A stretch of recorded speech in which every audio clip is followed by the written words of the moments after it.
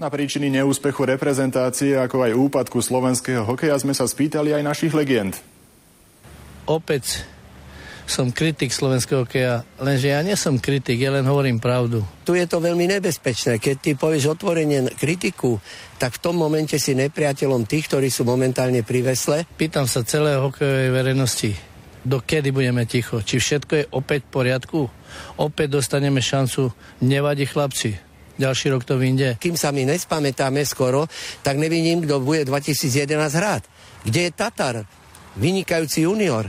Na čo my máme dvoch ľudí, ktorí majú pôsobiť v Kanade a pozorovať hráčov, keď tí hráči nechcú prísť. A nebojí sa Jágr, že bude zraniť, však zarába 10 miliónov a nastúpi za to Česko a Eliáš letí rovno z lietadla na plac. Stane sa.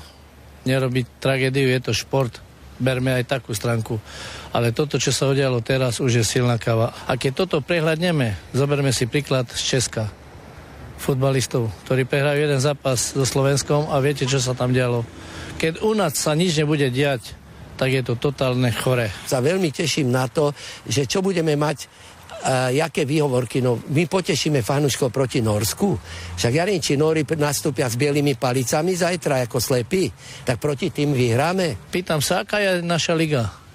Keď jeden hráč je nominovaný v národnom ústve. Ja súhlasím s trénermi, že nenominovali z hráčov z našej ligy, lebo na to výkonnosti nemajú. Prečo není tu u nás ten vývoj taký, ako je v ostatných zemiach, ktoré nastupujú? Či je to Bielorusko, či je to Lotyšsko, či je to Maďarsko nakoniec, s ktorým keď sme vyhrali, tak sme sa objímali, a keď sme boli majstri sveta a sme sa všetci tešili, pritom prídu Rakúšania a naložia im šesku. Dnes je ekonomická situácia taká, že hrajú deti ekonomicky dobrých založených rodín, lebo super talent nemá na to na hokejku, na 6 000 hokejku alebo 20 000 korčule. Treba siahnuť na to, aby sme začali budovať dnes mužstvo pre rok 2011. A nedívali sa na to, aby som ja mal osobný úspech, že dokážem, že som o jedno miesto skorej ako ten druhý.